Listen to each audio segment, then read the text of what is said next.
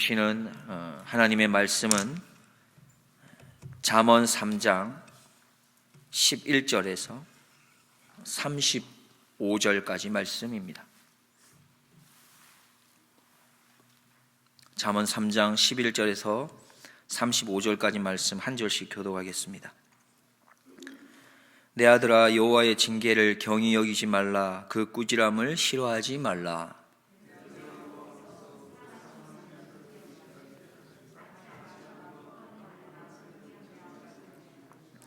지혜를 얻은 자와 명철을 얻은 자는 복이 있나니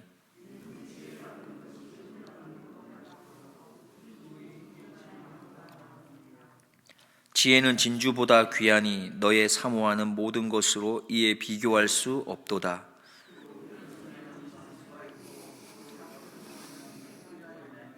그 길은 즐거운 길이요 그 첩경은 다 평강이니라.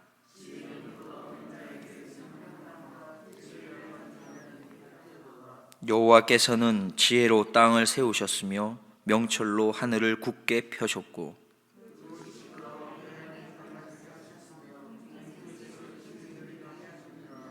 내 아들아, 완전한 지혜와 근신을 지키고 이것들로 내 눈앞에서 떠나지 않게 하라.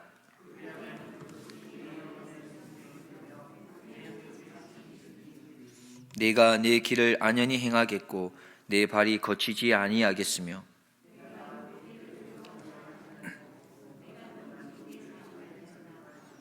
너는 창졸간의 두려움이나 악인의 멸망이 임할 때나 두려워하지 말라.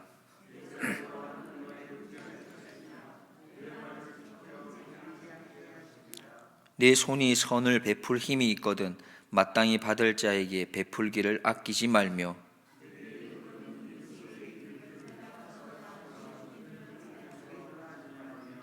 내 이웃이 내 곁에서 안연히 살거든 그를 모해하지 말며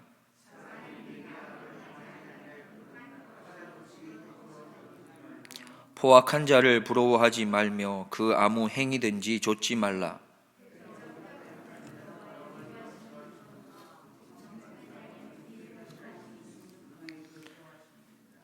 악인의 집에는 여호와의 저주가 있거니와 의인의 집에는 복이 있느니라.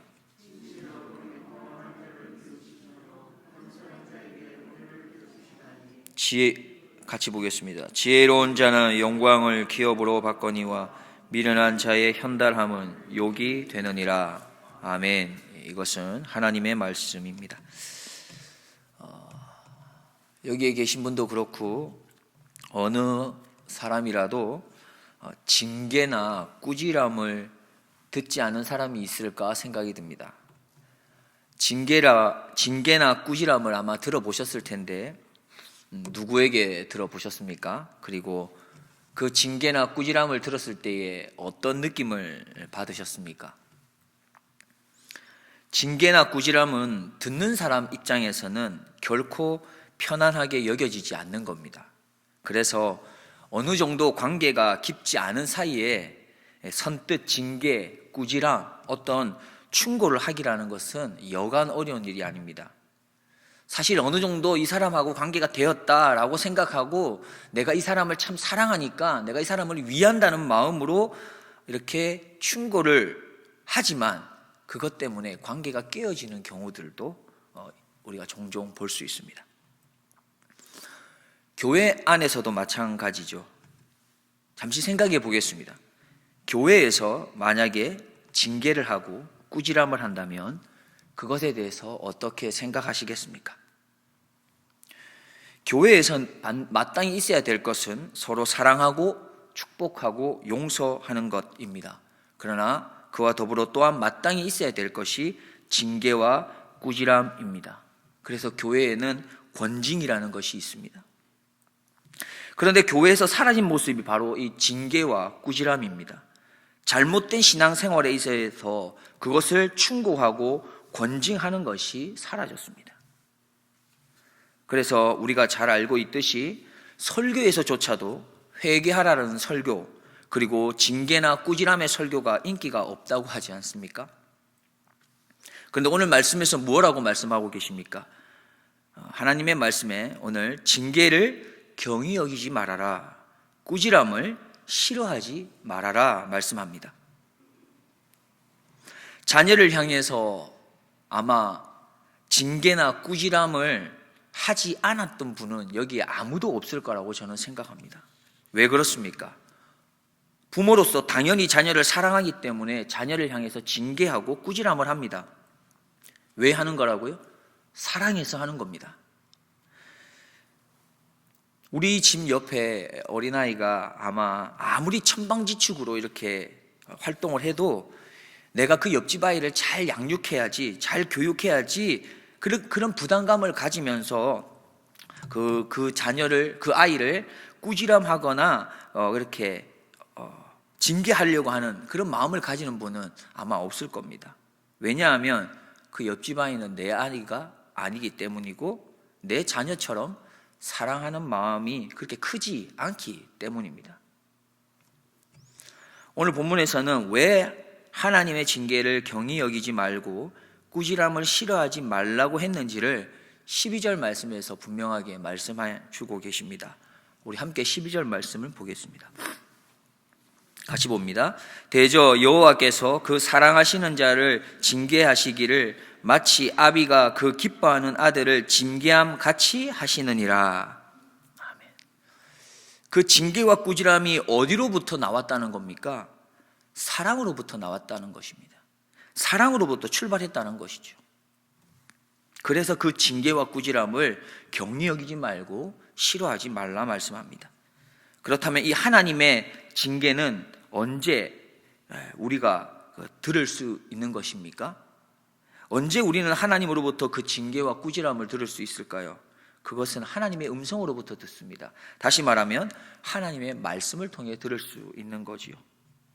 우리가 하나님의 말씀을 들을 때 가끔씩 이게 나를 향한 찌르는 말이구나, 말씀이구나, 그렇게 들릴 때가 있을지 모릅니다.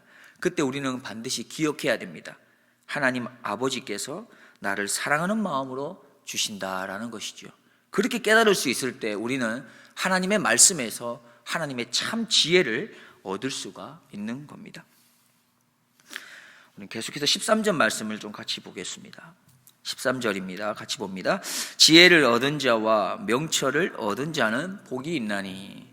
그렇습니다. 오늘 말씀대로 지혜를 얻는 게 복이라고 말씀합니다. 하나님의 지혜가 그렇다면 어디에 있는 걸까요? 그걸 얻어야 되는데 어디에 하나님의 지혜가 있습니까? 사실 하나님의 지혜는 세상 구석구석 가득하게 있습니다. 세상 어디에도 하나님의 지혜가 없는 곳이 없습니다. 그런데 그 하나님의 지혜가 가장 분명하고 가장 확실하고 가장 명확하게 나타나 있는 곳이 있는데 그것이 바로 하나님의 말씀, 성경입니다. 그리고 오늘 13절에서 18절까지 그 지혜를 얻게 될 때 얻는 복, 누리는 복에 대해서 말씀합니다. 뭐라고 하냐면 그 지혜를 얻는 건 은을 얻는 것, 정금을 얻는 것, 진주를 얻는 것보다 더 좋다, 더 낫다 말씀하시고, 또한 지혜를 얻는 자에게는 장수의 복이 있고 부귀의 복, 즐거움과 평강의 복, 생명에 대한 복이 있다고 말씀합니다. 이 말씀을 믿으십니까? 우리에게 믿음이 있습니다. 어떤 믿음이 있으시죠? 예수님께서 나의 죄 때문에 십자가에서 죽으셨다, 그리고 부활하셨다, 그리고 승천하셨고 앞으로 나를 영원한 하나님 나라로 인도해 주시기 위해 이 땅에 반드시 오실 것이다. 그래서 나는 하나님 나라에 영원히 살 것이다. 우리는 이 믿음이 있습니다. 우리는 또 하나의 믿음을 또 가져야 하고 또한 가지고 있는데 그것은 말씀으로부터 나는 반드시 하나님의 지혜를 얻을 수 있다라고 하는 믿음입니다. 내가 그 지혜를 얻게 되면 나에게는 반드시 오늘 본문에 나오는 그 풍성한 복들이 나에게 주어질 거라는 그 믿음이 있는 것이지요. 그 믿음과 확신이 있어야 되는 겁니다. 원하옵기는 내가 하나님의 말씀을 통해서 하나님이 오늘 말씀하신 그 지혜를 얻을 수 있으며 그 지혜로부터 얻게 되는 수많은 복이 나에게 반드시 있을 거라는 그런 믿음으로, 그런 확신으로 날마다 승리하며 살아가는 우리 모두가 되기를 주님의 이름으로 축복드립니다. 앞서서 13절에 이런 표현이 있죠. 지혜를 얻은 자가 복이 있다 했습니다. 지혜를 얻은 자라고 했습니다. 다시 말하면 내가 쟁취하거나 이렇게 노력하는 것보다 주시는 분을 통해서 받게 되는 것이죠. 그런데 하나님으로부터 받게 된 이 지혜를 그 다음에 어떻게 해야 되는가? 그것을 21절 이하에서 말씀하고 있는데 우리가 21절을 보도록 하겠습니다. 같이 봅니다. 내 아들아, 완전한 지혜와 근신을 지키고 이것들로 내 눈앞에서 떠나지 않게 하라. 뭐라고 말씀하십니까? 그 지혜를 지켜야 된다 말씀합니다. 그리고는 내 눈앞에서 떠나지 않도록 해야 한다. 그게 우리가 해야 할 일입니다. 우리가 선물로 받은 하나님의 지혜를, 말씀을 통해서 우리가 받은 지혜를 우리가 해야 될 것은 지키는 겁니다. 그리고 눈에서 떠나지 않도록 하는 겁니다. 어저께도 우리가 잠깐 살펴보았지만 우리가 그걸 잘 지키기 위해서 해야 될 게 뭐라고 했죠? 힘쓰고 애써야 되는데 반복해야 되는 겁니다. 끊임없이 해야 되는 것이죠. 그래서 우리 눈앞에서 떠나지 않게 하라 말씀하는 겁니다. 세계보건기구에서 정해놓은 만성질환을 한 4가지 정도 이야기하는데요. 심뇌혈관 질환, 아마 혈압에 관계된 거죠. 당뇨병, 만성호흡기 질환, 암, 이렇게 나누어 놓고 있습니다. 만성질환을 갖게 되면은 그때부터 약을 어떻게 하는 거죠? 계속 먹어야 됩니다. 계속 먹어야 돼요. 그런데 이런 약뿐만이 아니라 잠이 오지 않기 때문에 잠을 잘 자기 위해서 약도 먹고요, 소화가 안 된다고 또 약을 먹고요, 비염 약도 먹고요, 허리가 안 아파서 먹고요. 이제 그것뿐만 아니라 건강을 위해서도 먹지 않습니까? 영양제 먹고 비타민도 먹고 철분제도 먹습니다. 그래서 평균적으로 보니까 연세가 드신 분들은 최소 4개 내지 5개 약을 하루에 매일매일 복용한답니다. 여기도 아마 아침에 일어나서 복용하셨거나 아니면 예배 이후에 가셔서 복용해야 할 약들이 아마 집에 이렇게 있지 않겠습니까? 거의 매일 드시죠? 왜 먹습니까? 건강을 위해서 먹습니다. 또한 병이 더 나빠지지 않도록 하기 위해서, 아니면 좀 병이 나을 수 있도록, 치료될 수 있도록 약을 복용하는 겁니다. 그런데 다시 한번 여쭤보겠습니다. 그 약을 먹으면 빨리빨리 좋아지는 것을 느끼십니까? 몸이 빨리 좋아졌구나, 내 병이 확 치료됐구나, 이런 게 느껴지십니까? 그런데 우리는 매일 먹지 않습니까? 눈에 확 드러납니까? 약을 먹으면? 그렇지 않아도 우리는 먹습니다. 왜 먹습니까? 더 나빠지지 않는 정도로 감사하면서 먹습니다. 그래서 계속 복용합니다. 왜요? 몸의 건강을 위해서 매일 꾸준히 먹습니다. 오늘 본문의 22절부터 26절에는 이 지혜가 어떤 것인지에 대해서, 얼마나 귀한 것인지 또 계속해서 이야기하고 있는데, 저는 표준 세번역으로 읽어드리겠습니다. 22절부터 26절인데 제가 읽어드립니다. 그것이 너의 영혼에 생기를 불어넣으며 너의 목에 우아한 장식물이 될 것이다. 그때에 너는 너의 길을 무사히 갈 것이며 너의 발은 걸려 넘어지지 않을 것이다. 너는 누워도 두렵지 않고 누우면 곧 단잠은 자게 될 것이다. 너는 갑자기 닥치는 두려운 일이나 악한 사람에게 닥치는 멸망을 보고 무서워하지 말아라. 주께서 내가 의지할 분이 되셔서 너의 발이 덫에 걸리지 않게 지켜주실 것이다. 이뿐만이 아니지요. 우리가 앞서 살펴본 것처럼 지혜를 얻게 되면 장수와 부귀와 즐거움과 평강의 복이 우리에게 있다 말씀하셨습니다. 우리가 건강을 위해서, 병을 치료하기 위해서 약을 매일매일 먹는 것은 너무나 중요합니다. 그러나 우리에게 건강만큼이나 중요한, 아니 건강보다 더 중요한 것이 지혜입니다. 그렇다면 우리가 그 지혜를 얻기 위해서 약을 먹는 수고보다도 더 열심으로 하나님께 지혜를 달라고 매일매일 기도해야 하지 않겠습니까? 잠언에서는 계속해서 이야기합니다. 끊임없이 이야기합니다. 지혜를 얻으라. 지혜가 귀하다. 이 세상 그 무엇보다도 지혜가 귀하다라고 계속해서 말씀하고 있습니다. 사실 오늘 이 새벽에 여기에 오신 분들은 그 어느 누구보다도 기도가 중요하다고 생각해서 오셨을 거라고 생각합니다. 그런데 왜 오늘 이 아침에 하나님께서 우리에게 또 이 기도에 대해서 말씀을 주시는 걸까요?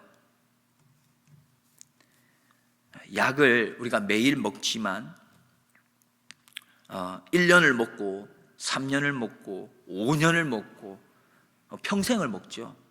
그런데 얼마나 변화가 있습니까? 큰 변화가 없어요.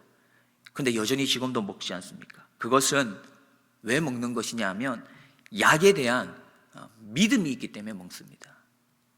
그래도 이 약을 먹으면 조금이라도 내 건강에 도움이 된다라고 하는 믿음이 있기 때문에 먹는 거죠. 믿음이 없으면 먹지 않습니다.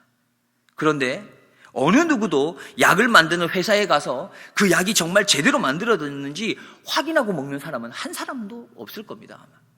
그저 주변에 들리는 소식에 근거한 그 믿음이 그 약을 매일 먹게 하는 거죠.